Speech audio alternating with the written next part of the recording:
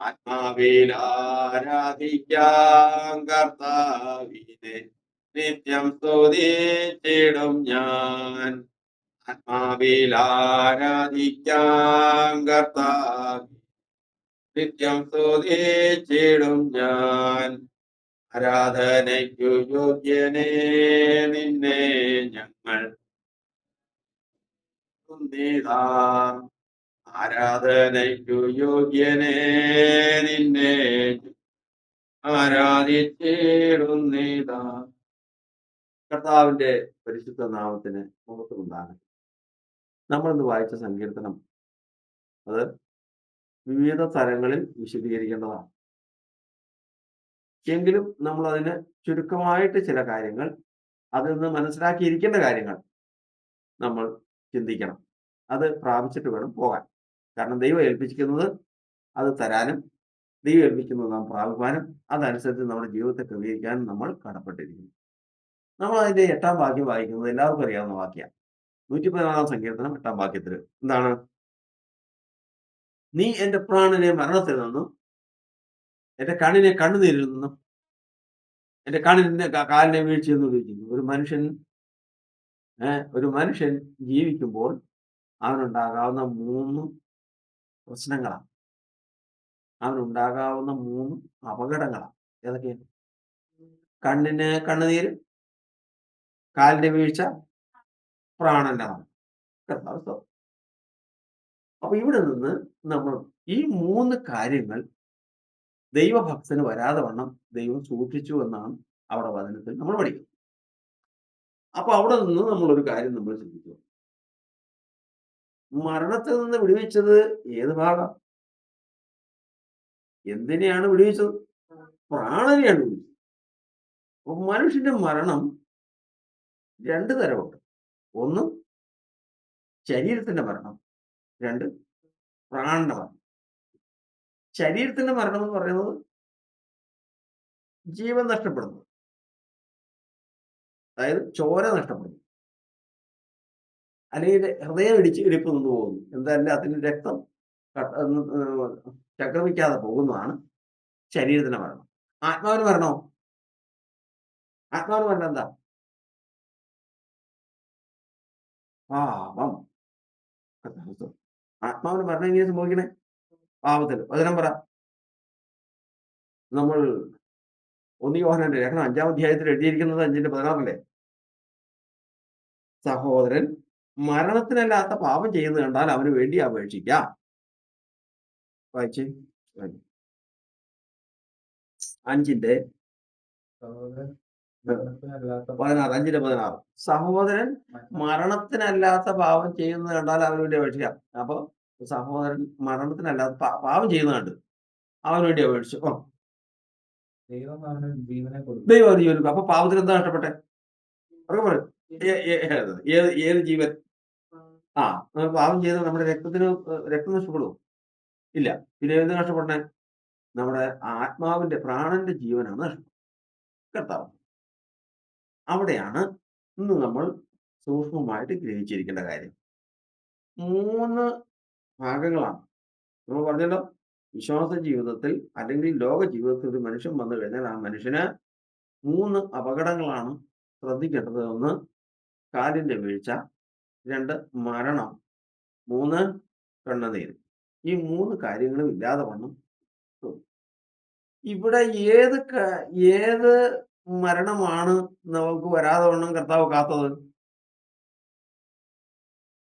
കർത്താവ് അവിടെ നമ്മൾ മനസ്സിലാക്കുന്നത് നാബോത്ത് മരിച്ചു. നാബോത്ത് എന്ന് പറഞ്ഞ ആൾ മരിച്ചു. എന്താ കാരണം? നാബോത്ത് എന്ന് പറഞ്ഞ ആൾ മരിച്ചതിന്റെ കാരണം എന്താ?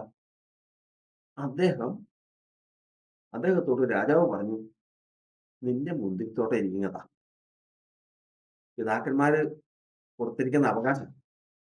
ആ മുന്തിരിത്തോട്ടം എനിക്ക് ഇങ്ങോട്ട് താ, ഞാൻ നിനക്ക് പകരം വേറെ മുന്തിരിത്തോട്ടം തരാം, നീ കാശ് തരാം. അപ്പൊ ഇസ്രായേലിനുള്ള അവകാശം വിറ്റ് പോകുന്ന അനുഭവമാണ്. അപ്പോ നാബോത്ത് പറഞ്ഞു, അയ്യോ, എന്റെ പിതാക്കന്മാരുടെ അവകാശം ഞാൻ തരില്ല, അതെനിക്ക് തരാൻ ഇടവരുത്തരുത്. അത് കൊടുത്തു പോയി കഴിഞ്ഞാൽ പിന്നെ സ്വർഗ്ഗത്തിൽ അവകാശമില്ല. അവന്റെ ആത്മാവിൽ അവകാശമില്ല. അപ്പൊ പ്രാണന് എന്ത് സംഭവിക്കും? മരണം സംഭവിക്കും. പക്ഷേ ഉപായം പ്രയോഗിച്ച് നാബോത്തിനെ കൊന്നു. എ നാബോത്തിന്റെ ഏത് ഭാഗത്തെ കൊന്നു? ശരീരത്തെ കൊന്നു. പക്ഷേ എന്തിനെ കൊന്നില്ല? പ്രാണനെ കൊന്നില്ല. പ്രാണനെ കൊല്ലാൻ സാധിക്കില്ല. പ്രാണനെ കൊല്ലാതെ വണ്ണം സൂക്ഷിച്ചു. ഇനി അവകാശം കൊടുത്തിരുന്നെങ്കിലോ? പ്രാണൻ മരിച്ച് നാബോത്ത് ജീവിച്ചിരിക്കും. നാബോത്തിന് ഇഷ്ടംപോലെ കാശും കിട്ടും. മറന്നു പോകരുത്. നമ്മുടെ ജീവിതത്തിൽ എപ്പോഴും പാഠമായിരിക്കും. മനുഷ്യന്റെ ജീവിതത്തില് 2 തരത്തിലാണ്. 2 തരം. അപ്പോ നമ്മുടെ ജീവിതത്തിൽ ഒരു വിശ്വാസിയുടെ ജീവിതത്തിൽ ക്കണം എപ്പോഴും ഓർത്തുകൊള്ളണം. ഉം. കർത്താവേ ഈ ജീവനങ്ങ് പോയാലും എന്ത് പോകാൻ പാടില്ല? പ്രാണൻ മരിക്കരുത്. ഈ പ്രാണൻ മരിക്കരുത്. ഇത് എപ്പോഴും ഉള്ള ചിന്തയായിരിക്കും. അത് അതിന് വേണ്ടിയിട്ട് എന്റെ ജീവൻ പോയെന്നാൽ. അതുകൊണ്ടാണ് വചനം പറയുന്നത് നമ്മുടെ ജീവനാണ് ക്രിസ്തു. നമ്മുടെ ജീവനാണ് ക്രിസ്തു. എല്ലാം വന്നാലും ക്രിസ്തുവിനെ പ്രതി സ്വന്തം ജീവനെ കൂടി തേച്ചു കളയാവുന്നവൻ ക്രിസ്തുവിനെ നേടാൻ വേണ്ടിയിട്ട് എന്ത് തേച്ചു കളയണം? ജീവനെ കൂടി തരണം. അപ്പൊ അതായത് ശരീരത്തിൽ മരിച്ചാലും ആരും പോകാൻ പാടില്ല. പ്രാണൻ.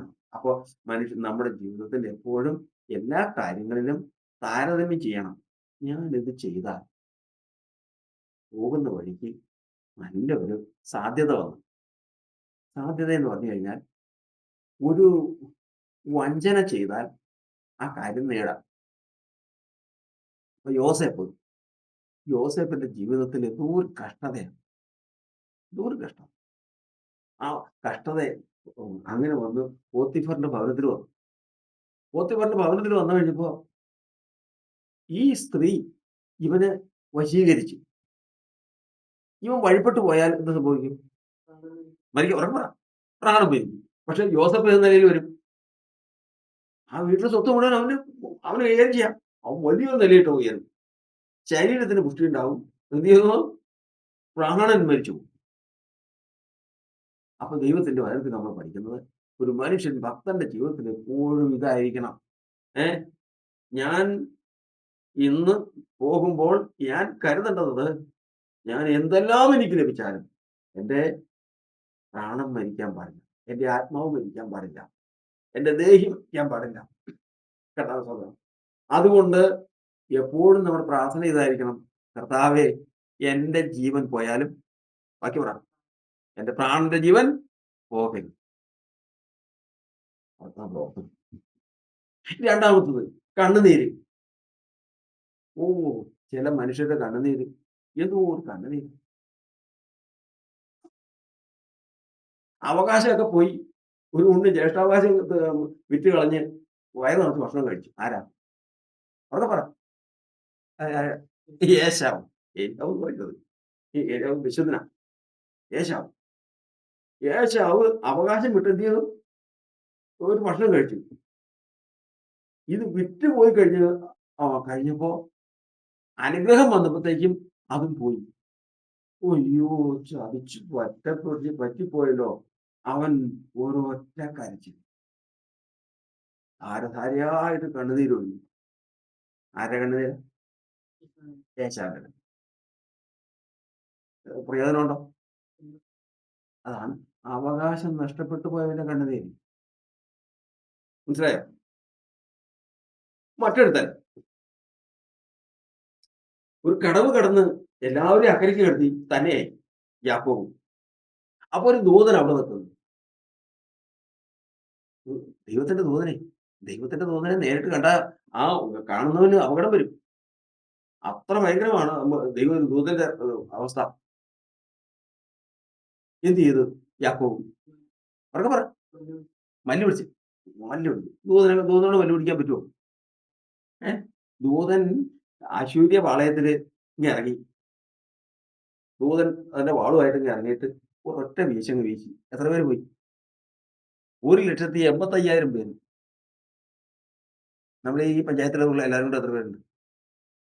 ഈ എടക്കട്ടൂർ പഞ്ചായത്തിൽ അത്രയും പേരില്ല. മനസ്സിലായില്ലേ?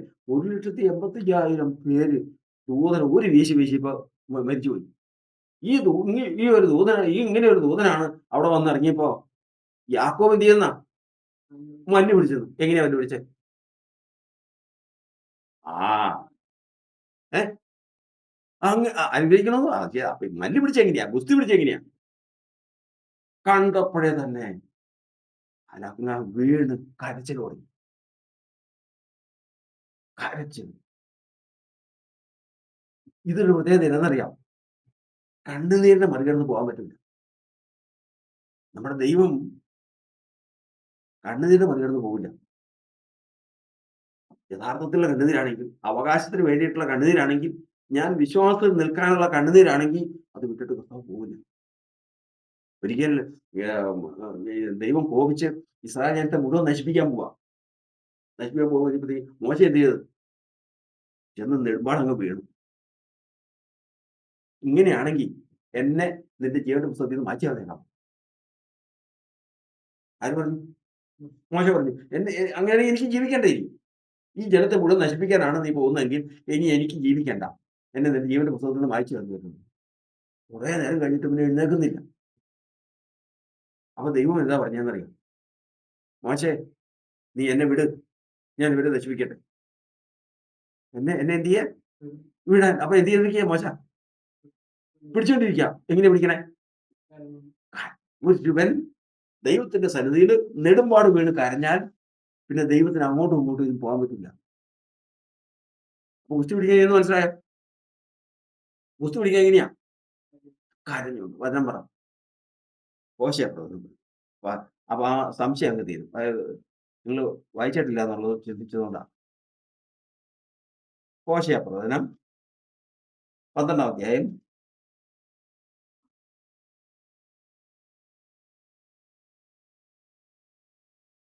3-ാം വാക്യം.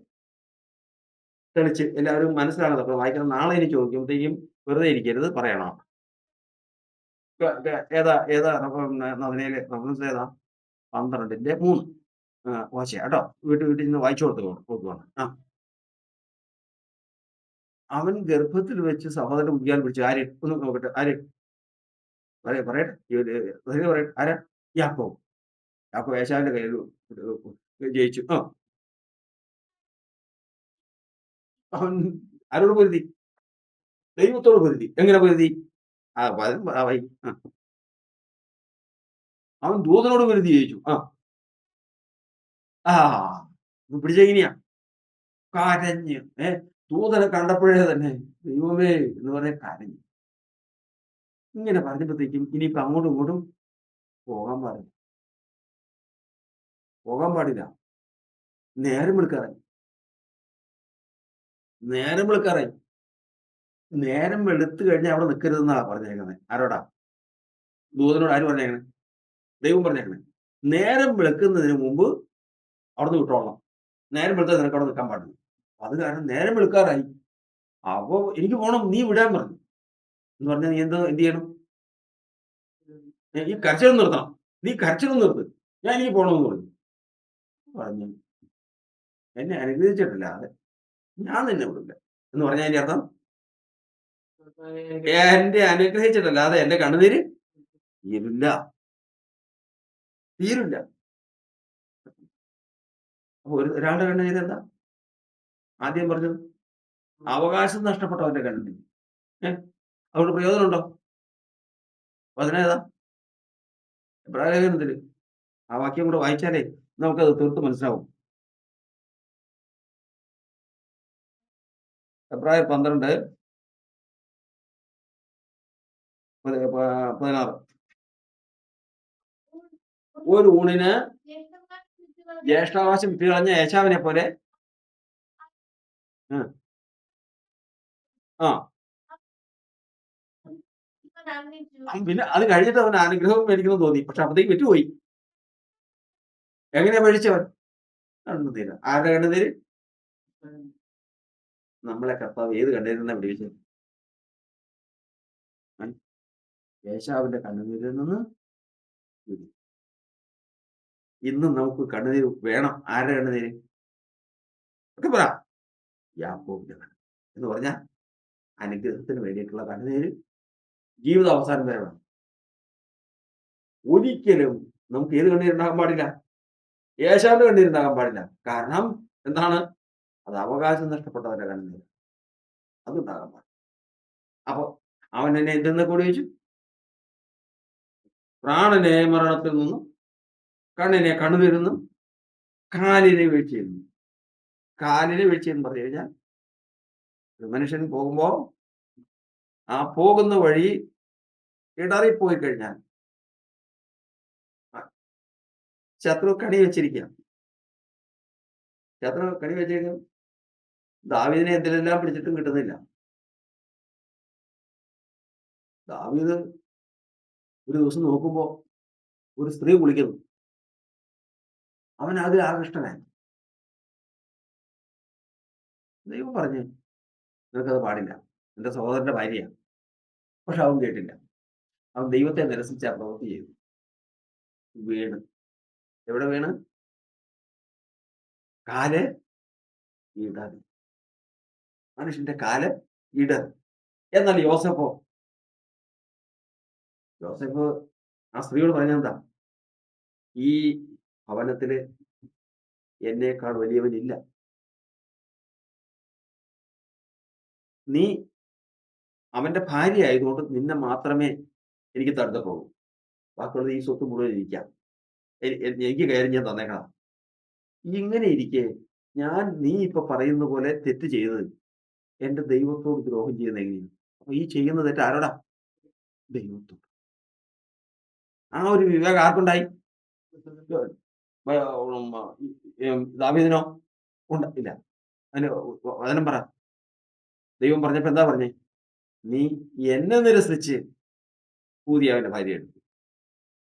യോസഫോ ദൈവത്തെ ഭയപ്പെട്ട് അവളെ വിട്ട് ഓടി. ഓർക്കണം, ആരുടെ കാലം ഇടറി? ദാവീദിന്റെ കാലം ഇടറി. യോസഫിന്റെ കാലം ഇടറിയില്ല. അവൻ എന്ത് ചെയ്തു? അവളെ വിട്ട് കൂട്ടിപ്പോയി.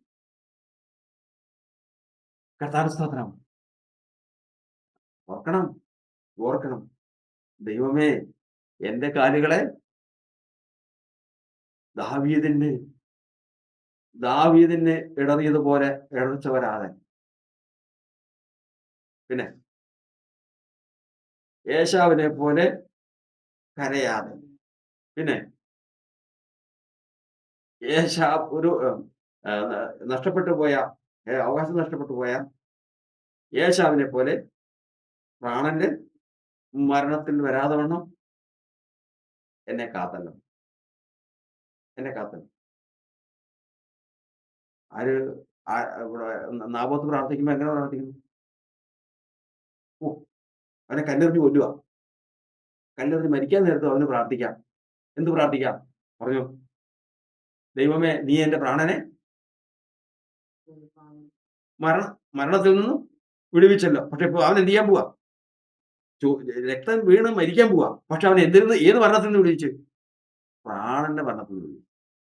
ശരീരത്തിന്റെ മരണം അവൻ പ്രാപിച്ചു. അതവന് വിഷയമല്ല. ഓടി തുണിയില്ലാതെ വസ്ത്രം അവള് പിടിച്ചു വെച്ച് വസ്ത്രമില്ലാതെ അവൻ ഓടിയത്. ആര്? അത് വിഷയമല്ല. പക്ഷെ എന്റെ കാലിനെ ഇടർച്ചയിൽ നിന്ന് വിടുവിച്ചല്ലോ. ദാവീദ് വീണതുപോലെ അവൻ വീണില്ല. ഏശാവ് മരിച്ചതുപോലെ അവൻ നാബോത്ത് മരിച്ചില്ല. ഏശാവിന്റെ കണ്ണീര് പോലെ അവന് കണ്ണീര് വന്നില്ല. കർത്താവ് ദൈവം എത്ര വലിയവൻ. നമ്മുടെ ജീവിതവും ഇതുമായിട്ട് താരതമ്യം ചെയ്ത് ഈ ലോകത്തിലേക്ക് ഇറങ്ങി. കാരണം ദൈവത്തിന്റെ പൈതലാണെന്ന് അറിഞ്ഞാൽ ബാല്യം മുതൽ അവനെ ഉപദ്രവിക്കാനും അവന്റെ മുമ്പിൽ ഈ കുടുക്ക് വെക്കാനും ശത്രു ശ്രമിച്ചുകൊണ്ടിരിക്കും. ഈ 3 കാര്യങ്ങൾ ഏതൊക്കെയാ? നയമേ പറഞ്ഞേ. പ്രാണനെ മരണത്തിൽ അകപ്പെടുത്താൻ ശ്രമിച്ചുകൊണ്ടിരിക്കും. എങ്ങനെ? പാപത്താൽ. പിന്നെ കണ്ണിനെ കണ്ണുനീർ. എങ്ങനെ? അവകാശത്തിന് നഷ്ടത്താൽ. കാലിനെ ഇടർച്ചയിലേക്ക് വെക്കും. എന്തുതന്നെ? ലോകമോഹത്താൽ. ഈ 3 കാര്യങ്ങളിൽ ഏത് മനുഷ്യനെയും വീഴിക്കാൻ സദാസമയം ശത്രു ശ്രമിച്ചുകൊണ്ടിരിക്കും. എന്റെ ദൈവമേ, സങ്കീർത്തനക്കാരൻ പറയുന്നത്, എന്റെ ദൈവമേ എന്ന് പറഞ്ഞു, നീ എന്റെ പ്രാണനെ മരണത്തിൽ നിന്നും, കണ്ണിനെ കണ്ണുനീരിൽ നിന്നും, കാലിനെ വീഴ്ചയിൽ നിന്നും വിടുവിക്കുമല്ലോ. പ്രാഗൽഭ്യമുള്ളവർക്ക് പ്രാഗൽഭ്യമുള്ളവർക്ക് ധൈര്യമായിട്ട് നിന്ന് പറയാം. ധൈര്യമായിട്ട് നിന്നു, കർത്താവേ, ഞാൻ ഇന്ന് ഏശാവിനെ പോലെ കരഞ്ഞുകൊണ്ട് നടക്കുന്നവനായിരുന്നു. ഏശാവിനെ പോലെ കരഞ്ഞുകൊണ്ട് നടക്കേണ്ടവനായിരുന്നു. അവനെ പോലെ ഞാൻ എന്റെ പ്രാണൻ മരിച്ചു പോകേണ്ടതായിരുന്നു. ഞാൻ ദാവീദിനെ പോലെ ഇടറി അപകടപ്പെട്ട് നടക്കേണ്ടവനായിരുന്നു. നീ അതിനെ സമ്മതിക്കാതെ വന്നു. എന്റെ പ്രാണനെയും നീ ജീവനോടെ സൂക്ഷിച്ചു. കാലിനെ ഇടർച്ചയിൽ നിന്ന് വിടുവിച്ചു. കണ്ണിനെ കണ്ണുനീരിൽ നിന്ന് വിടുവിച്ചു. സൈന്യങ്ങളുടെ ദൈവം വാഴ്ത്തപ്പെട്ടവൻ. യേശുക്രിസ്തുവിന്റെ നാമം മഹത്വപ്പെടുമാറാ. യാത്ര ചെയ്യും ഞാൻ ക്രൂശെ നോക്കി, യുദ്ധം ചെയ്യും ഞാൻ യേശുവിനായി, ജീവൻ വച്ചിടും രക്ഷകനായി, ശ്വാസം വരെയും ജീവൻ വച്ചിടും രക്ഷകനായി, ശ്വാസം വരെയും. കാലം കഴിയുന്നു, നാളുകൾ പോയി, കർത്താവിൻ വരവുമായി. കാലം കഴിയുന്നു, നാളുകൾ പോയി, സമീപമായി. മഹത്വനാമത്തെ കീർത്തിപ്പാനായി ശക്തീകരിക്ക നിന്നാത്മാവിനാൽ. മഹത്വനാമത്തെ കീർത്തിപ്പാനായി ശക്തീകരിക്ക നിന്നാത്മാവിനാൽ. യാത്ര ചെയ്യും ഞാൻ ക്രൂശെ നോക്കി, ചെയ്യും യേശുവിനായി, ജീവൻ വച്ചിടും രക്ഷകനായി, ശ്വാസം വരെയും ജീവൻ വച്ചിടും രക്ഷകനായി, ശ്വാസം വരെയും.